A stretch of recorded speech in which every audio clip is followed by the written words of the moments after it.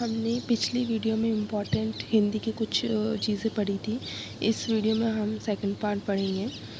इसमें होता है कि संज्ञा के कुछ ऐसे वर्ड होते हैं जो हमेशा द्रव्यवाचक संज्ञा ही कहलाते हैं। हमेशा द्रव्यवाचक में मतलब जो द्रव्यवाचक होता है ना, वो हमेशा एक वचन ही होता है। मतलब जैसे कि ये सब हमेशा एक वचन में ही होते हैं, जैसे कि मन, राजा, सरसों, जनता, आटा, तेल, सोना, चांदी। मतलब ये सब क्या द्रव्यवाचक संज्ञा है। तो द्रव्यवाचक संज्ञा हमेशा क्या होती है, एक वचन में ही यूज़ होती है ना। इसी के समूहवाचक संज्ञा भी कहते हैं, संज्ञा भी है कुछ, जैसे कि सभा, कक्षा, ये हमेशा समूहवाचक में आती है। जो द्रव्यवाचक संज्ञा वो हमेशा एक वचन में आती है। देन जो समूहवाचक संज्ञा है वो हमेशा मतलब जो समूहवाचक संज्ञा वो भी हमेशा एक वचन में आती है, जैसे कि सभा, कक्षा, गुरु, ढेर, ये बिना भूख, प्यास, प्रेम, बनावट, ये सब एक वचन होते हैं। भाववाचक भी एक वचन होता है और है ना, जैसे कि और जो रिश्ते वाले शब्द होते हैं उसे बहुवचन में बोलते हैं, जैसे कि वचन में, जैसे कि मामा आ रहे हैं। तो जैसे कि मामा आ रहे हैं मतलब बहुवचन, रहे हैं बहुवचन को दर्शाता है। ठीक है।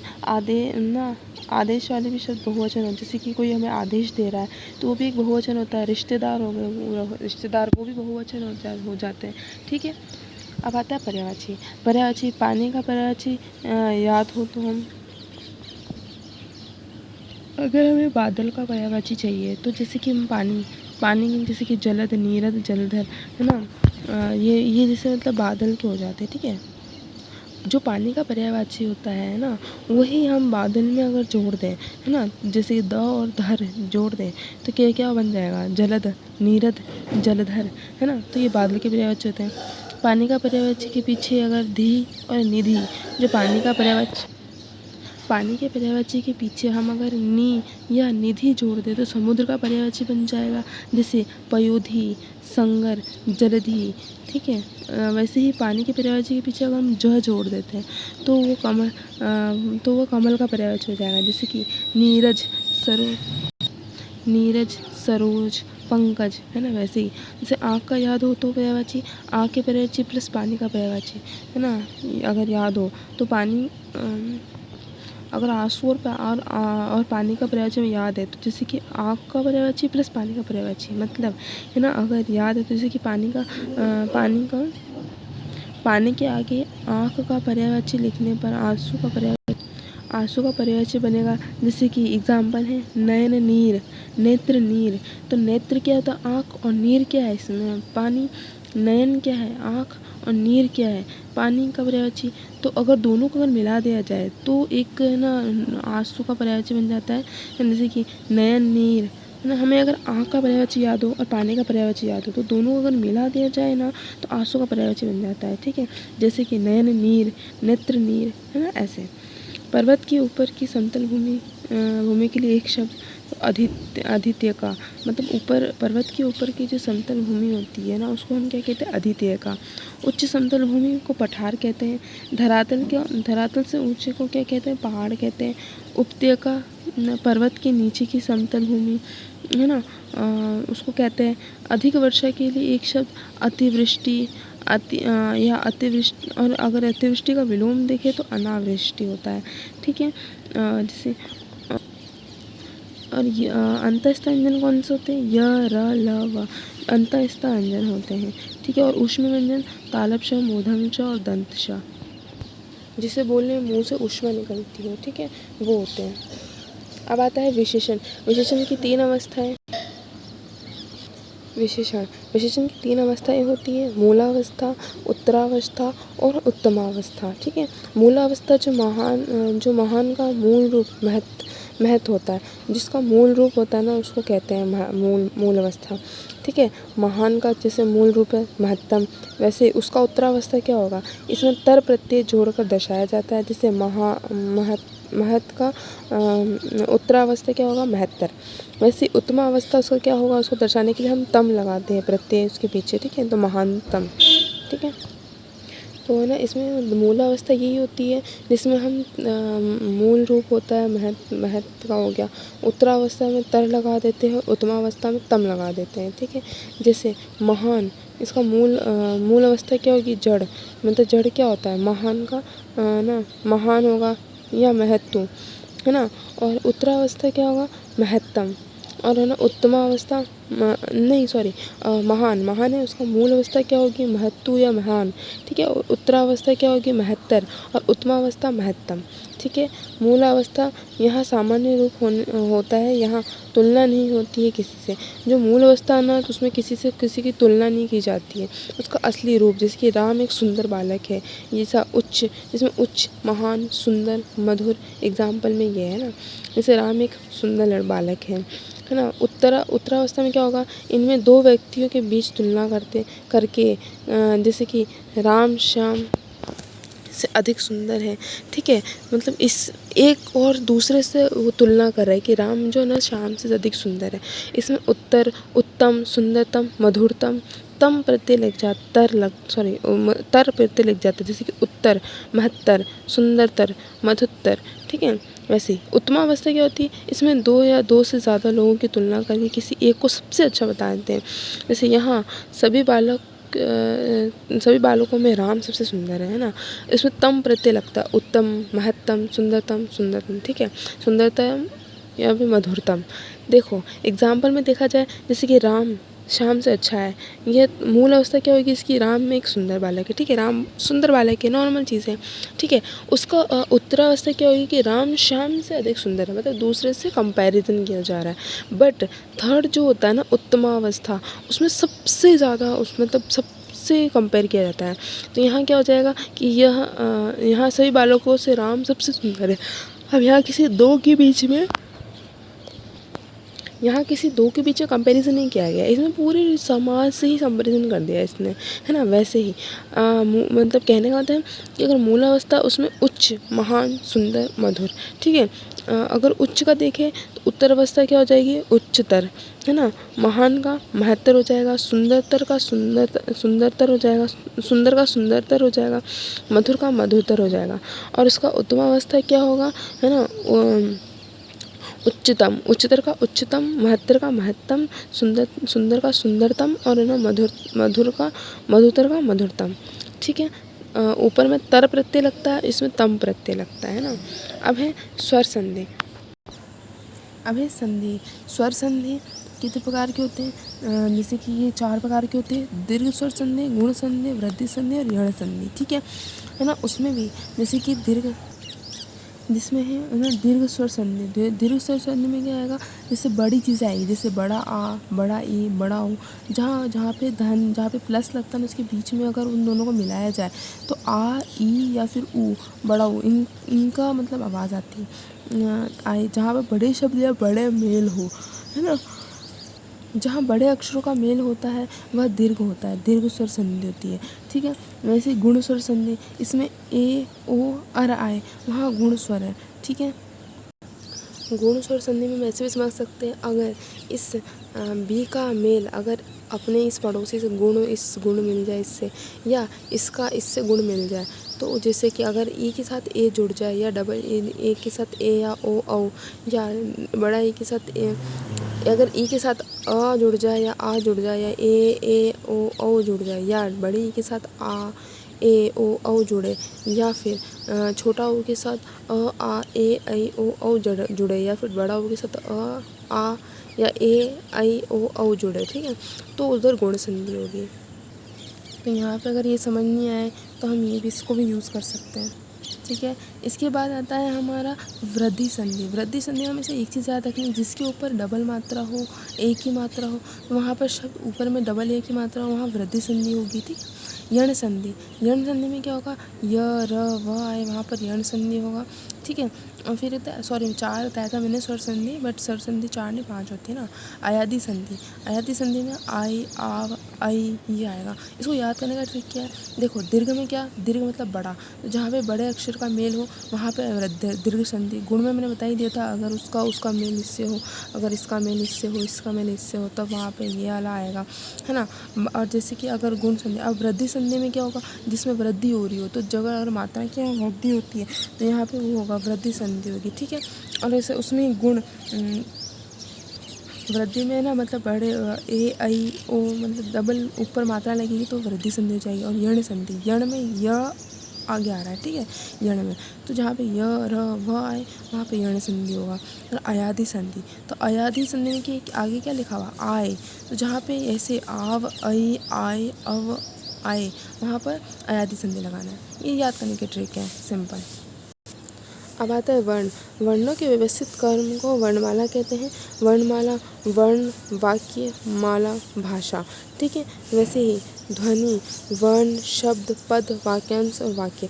मतलब ध्वनि, ध्वनि से मिलकर वर्ण बनता है, वर्ण से मिलकर शब्द बनता है, शब्द से मिलकर पद बनता है, पद से मिलकर वाक्य बनता है, वाक्य से मिलकर वाक्यांश से मिलकर वाक्य बनता है। मतलब सबसे ज़्यादा छोटी इकाई क्या होती है, ध्वनि। ध्वनि किसी भी शब्द की ध्वनि है ना, ध्वनि बहुत सारी जब ध्वनि मिल जाती है तो एक वर्ण बनता है ना। वर्ण मतलब कि आ ई, ये वर्ण बनता है। और उन सभी वर्णों के मेल से क्या बनता है, एक शब्द बनता है, जैसे कि आम, राम, श्याम, शाम, इन सब से मिलकर एक पद बनता है, मतलब एक पूरा पद बनता है, ठीक है, एक लाइन बनती है ना। फिर पदों से मिलकर एक वाक्यांश बनता है, पूरा एक वाक्यांश बन जाता है, ठीक है। उसके बाद एक वाक्यांश एक पूरा वाक्य बनता है, ठीक है। भाषा की सबसे छोटी इकाई अगर पूछे तो वर्ण, या भाषा की सबसे छोटी लिखित इकाई कहे तो वर्ण, है ना। भाषा की सबसे छोटी इकाई क्या हो जाएगी, वर्ण होगी, ठीक है। और अगर भाषा की सबसे छोटी मौखिक इकाई बोले, लिखने में तो वर्ण होगी सबसे छोटी, तो है ना। लेकिन अगर बोले कि भाषा सब मौखिक इकाई कौन सी, तो मौखिक मतलब बोलना, तो सबसे मौखिक कौन सी थी, ध्वनि। ध्वनि सबसे छोटी इकाई थी। तो अगर भाषा की सबसे छोटी इकाई कहे तो वर्ण, और भाषा की सबसे छोटी मौखिक इकाई कहे तो ध्वनि, क्योंकि मौखिक कहा तो बोलने में ध्वनि आ रही है, ठीक है। फिर स्वर की कुल संख्या कितनी होती है, 11 होती है। अ आ ई उ री ए ऐ ओ औ, है ना। उच्च के आधार पर 10 होता है। अगर उच्चारण स्वर अगर क्वेश्चन में सब पूछे कि स्वरों की कुल संख्या कितनी है तो 11 है, ठीक है, आ ई उ, ठीक है। और उच्चारण के स्थान पर अगर कहे, उच्चारण के आधार पर कहे तो उच्चारण के आधार पर तो 10 ही है, क्योंकि इसमें री को सम्मिलित नहीं किया जाता। अगर उच्चारण में देखा जाए तो री तो र हो जाता है, तो ये तो व्यंजन संधि है। तो इसीलिए जब हम उच्चारण के स्थान पर देखा जाए तो हम ना स्वर 10 ही होंगे, है ना, जिसमें अ आ ई उ ए ऐ ओ औ, बस इतना ही होगा, ऋषि नहीं आएगा इसमें, ठीक है। वैसे ही उच्चारण के आधार पर 10 होते हैं, तो लेखन के आधार पर स्वर की कुल संख्या है 13, ना। मतलब अगर ऐसा देखा जाए स्वरों का कुल संख्या तो 11 होती है ना। उच्चारण के आधार पर 10 होती है और लेखन के आधार पर 13 हो जाती है। अगर लेखन के आधार पर देखें तो स्वर के 13 भेद होते, कैसे, अ आ ई उ री ए ऐ ओ औ तो है ही। फिर ये जो लौ है और ये वाला श्र, इसमें अब आधुनिक हिंदी में जोड़ा गया है, इसीलिए 13 हो जाते हैं। अगर हमें कहे वर्णमाला में वर्णों की संख्या तो 52 होती है ना। बट अगर ऑप्शन में 53 आए तो पहले हमें 53 लगाना है, 52 नहीं लगाना है, क्योंकि अभी 53 वर्तमान में 53 है। अगर ये बोला आधुनिक पहला क्या था तो 52 ही लगाना है। बट अगर कहे आधुनिक या फिर नॉर्मली पूछे वर्णमाला कितने मतलब वर्णमाला के वर्णों की संख्या बताओ, तो 53 लगाना अगर ऑप्शन में 53 हो, क्योंकि एक वर्ण अभी एक जोड़ा है नया प्लस हुआ है इसीलिए, ठीक है। बट अगर बोले कि प्राचीन हिंदी में, तो प्राचीन हिंदी में तो 52 ही था, बट अब 53 हुआ है, ठीक है। अब स्वर है, स्वर कितने 11 होते हैं, अ आ ई उ ऋ सी ए ऐ ओ। अयोगवा किसे कहते हैं, अंग और अ, जिसमें अयोगवा किसे कहते हैं, अंग और अ को। व्यंजन कौन कौन से, स्पर्शी व्यंजन, अंतस्थ व्यंजन, ऊष्मी व्यंजन, उत्क्षिप्त व्यंजन, संयुक्त व्यंजन और विशिष्ट व्यंजन।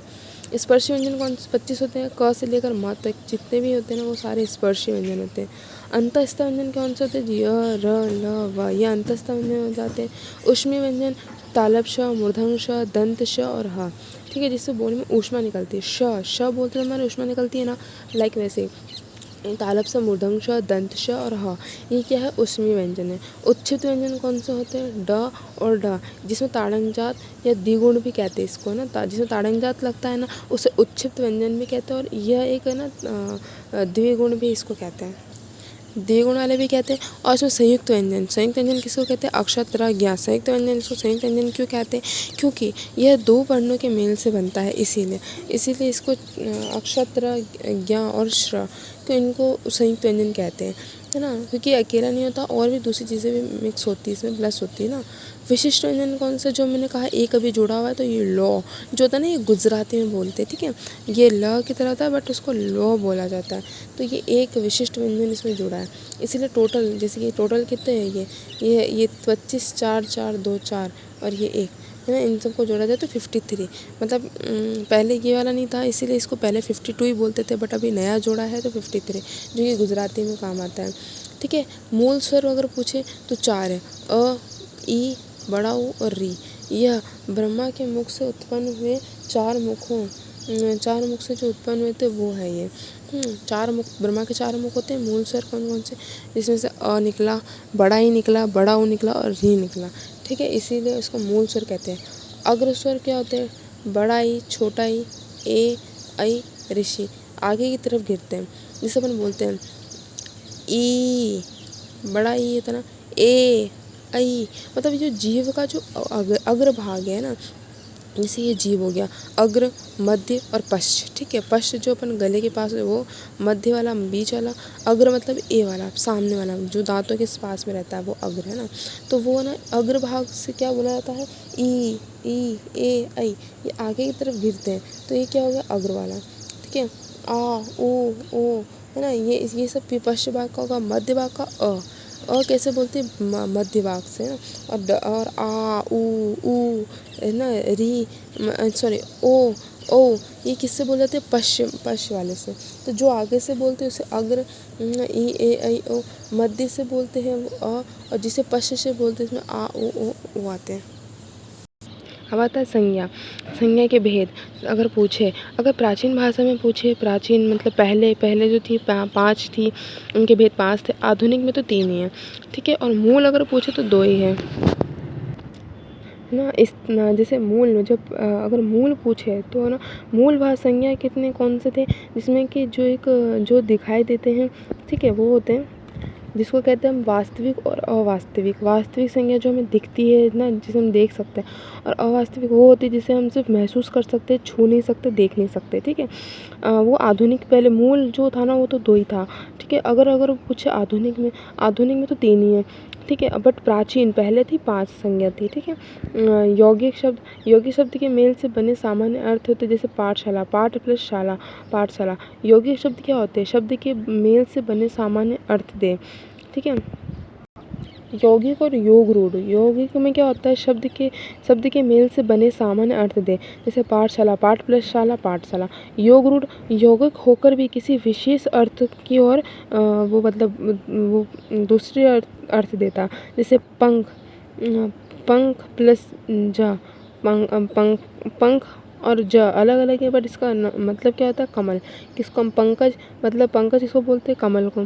दशानन, 10 है आनन, किसके हैं, रावण के। मतलब ये योग रूढ़ और यौगिक जो सिर्फ जिसका वो शब्द बनाता है ना, मेल सामान्य अर्थ निकलता है। योग रूढ़ वो होते हैं जिनका ना जो मेल बनता है ना, बट वो किसी और की तरफ इशारा करते हैं, वैसे। फिर था सहायक क्रिया। सहायक क्रिया किसे कहते हैं, वाक्य के सहायक क्रिया वाक्य के पीछे लगते हैं। एग्जाम्पल, राधा पढ़ रही है, तो रही सिर्फ वाक्य हो गया, कि ना राधा पढ़ रही, सॉरी राधा पढ़, बस। तो इससे कोई मतलब नहीं है, लेकिन सहायक क्रिया जब जोड़ती है तब उसको अच्छा लगता है वो वाक्य। तो जैसे कि राधा पढ़ रही है, तो रही है जो ना वो क्या हो जाता है, ये हो जाती है सहायक क्रिया, तो ये शब्दों को अच्छा बनाती है। तो वाक्य ये राधा पढ़ रही है, ठीक है। पूर्वकालिक क्रिया, एक काम पूर्ण होने के बाद उसी टाइम दूसरा काम चालू करना, दिस इज सब पूर्वकालिक क्रिया कहलाती है। नाम धातु क्रिया किसे कहते हैं, इसमें लास्ट में आना, याना, लतियाना, याना और आना याना प्रत्यय आता है, जैसे कि लतियाना, बतियाना, है ना। मोहन खाना खाकर, है ना, ये लतियाना, बतियाना, ये सब आता है।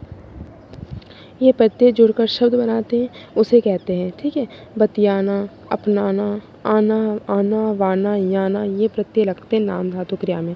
संयुक्त क्रिया, जिस वाक्य में 2 क्रिया एक साथ हो, संयुक्त क्रिया कहलाती है। जैसे मैं खाना खा चुका, रोहन व मोहन साथ खेलते हैं। मोहन घर आता जाता रहता है। जैसे मतलब एक संयुक्त क्रिया क्या होती है, जिसमें ना मतलब 2 चीज़ें जैसे कि हो, जैसे है ना, मोहन घर आता जाता रहता है, ठीक है। जैसे कि मैं खाना खा चुका हूँ, रोहन व सोहन साथ खेलते कूदते रहते हैं। तो ये संयुक्त क्रिया आ जाती है, ठीक है। खेलता कूदता मतलब दो क्रियाएं एक साथ होती हैं, ठीक है। सजातीय क्रिया कौन सी होती है? जिस जाति के धातु से जिन क्रिया शब्दों का निर्माण होता है। जैसे राम ने लड़ाई लड़ी, सीता ने पढ़ाई पढ़ी, ना। सजातीय क्रिया मतलब उसी जाति की क्रिया होती है जो जो क्रिया हो रही है, ठीक है। जैसे चढ़ाई, तो चढ़ाई क्या होती है ना, चढ़ाई ई है पीछे में आ रहा है, तो इसे चढ़ी लास्ट में आ जाएगा। सीता ने पढ़ाई, पढ़ाई ई प्रत्यय आ रहा है, उसके पीछे पढ़ाई पढ़ी, फिर पढ़ाई पढ़ी, उसके पीछे आ जाएगा। तो वैसे सजातीय उसी जाति की क्रिया आती है, वही सजातीय क्रिया होती है। कृदंत क्रिया जिसमें ना प्रत्यय नहीं आते हैं वे जैसे कि लिखता, लिखते, लिखेंगे। बट अगर लिखना है या ना है, जिसके पीछे ना नहीं आता ना, वही कृदंत क्रिया कहलाती है। जैसे प्रत्यय नहीं आता है ना, जैसे कि लिखता, लिखते, लिखेंगे, ये सब कृदंत क्रिया है। बट जैसे कि लिखना, तो इसके पीछे ना आ गया तो ये सही नहीं है। जैसे आता, आते, आएंगे, पिता, पीते, पिएंगे, ये सब कृदंत क्रिया होती है। सामान्य क्रिया कहती है मोहन गाया, गीता आई, वह दौड़ता है, सामान्य क्रिया हो जाती है। करणात्मक वास्तविक और वैकल्पिक होने वाली ध्वनि जिसमें अनुकरण होता है ना, जिसमें मतलब वास्तविक व काल्पनिक होने वाली ध्वनि जिसमें अनुकरण ही होता है। जैसे खटखटाना, भिन भिनाना, हिन हिनाना, भिन मिमियाना, मतलब ये सब जो आना याना याना ऐसा लग रहा है ना पीछे, अनुकरणात्मक क्रिया कहलाती है ना। जिसमें जैसे खटखटाना, भिन भिनाना, हिन हिनाना, भिन भिन मिमियाना, ये सब अनुक्रमण किया है ना। आज्ञार्थक क्रिया जैसे राजे यहाँ आओ, बाजार से मतलब आज्ञा देते हैं, तो वो आज्ञार्थक क्रिया कहलाती है। जिसमें है ना, हम किसी को आज्ञा देते हैं कि बाजार जाओ, तुम ये करो, तुम वो करो, ठीक है, ऐसे। अब आता है काल, भूतकाल, ठीक है। 3 काल होते हैं ना हिंदी में, भूतकाल, भविष्यकाल और वर्तमान काल, ठीक है ना। इसमें भी अलग अलग भेद होते हैं। जैसे कि भूतकाल, अब जैसे भूतकाल है, भूतकाल के 6 भेद होते हैं, ठीक है। जिसमें कि सामान्य, आया, गया, सोया, ये सब सामान्य क्रिया आया। जैसे कि राम सोया, इससे बीते हुए कल का पता नहीं चलता, ठीक है। भूतकाल में सामान्य भूतकाल कौन कौन से, जैसे कि वह आया, गया, सोया, अंत आता है, ठीक है। आसन्न, इसमें अंत में है प्रत्यय लगता है, अभी हुआ है ना। जैसे कि राम आया है, सीता बाजार गई है ना, ये होता है, ठीक है। और फिर पूर्ण भूतकाल, इसमें कार्य के पुराने सब बीते हुए समय में होने का, पूरा होने का कार्य पता चलता है। जैसे कि चुका था, चुकी थी, चुके थे आता। जैसे कि राधा सो चुकी थी, माताजी बाजार जा चुकी थी, ठीक है। ये भूतकाल पूर्ण भूतकाल है। संदिग्ध भूतकाल,